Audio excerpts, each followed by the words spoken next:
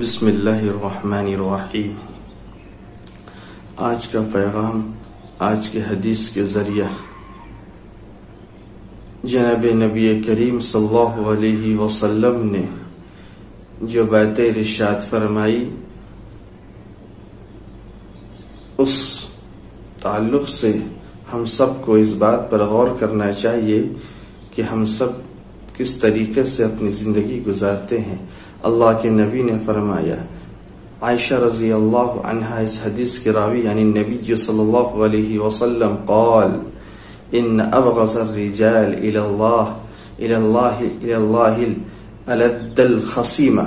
نبی کریم صلی اللہ علیہ وسلم نے فرمایا، اللہ کے یہاں سب سے زیادہ ناپسندیدہ آدمی وہ ہے جو سخت جھگڑالو ہے۔ اللہ کے نبی نے ایسے آدمی کو ناپسند فرمایا ہے جو اپنے مزاج کے اعتبار سے سخت ہو۔ آج امت میں جو چیزیں بہت زیادہ پائی جا رہی ہے وہ حرام طریقے سے اپنے رزق کو، اپنے مال کو بڑھانا۔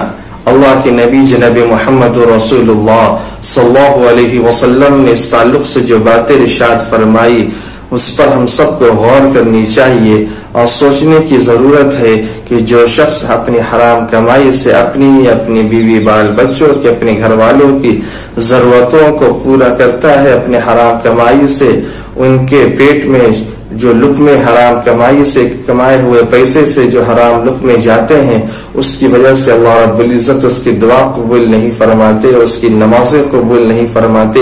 اللہ اس پر رحم و کرم کا معاملہ نہیں فرماتے، اللہ رب العزت اس کے ساتھ شفقت کا معاملہ نہیں فرماتے۔ اللہ کے نبی محمد صلی اللہ علیہ وسلم نے حدیث کے اندر فرمایا، قال النبی صلی اللہ علیہ وسلم من كان يؤمن بالله واليوم الآخر فليقل خيرا او ليصمت۔ اللہ کے نبی نے اپنی امت کو تعلیم دیا کہ جو شخص اللہ اور آخرت کے دن پر ایمان رکھتا ہے اسے چاہیے کہ جب وہ کوئی بات کہے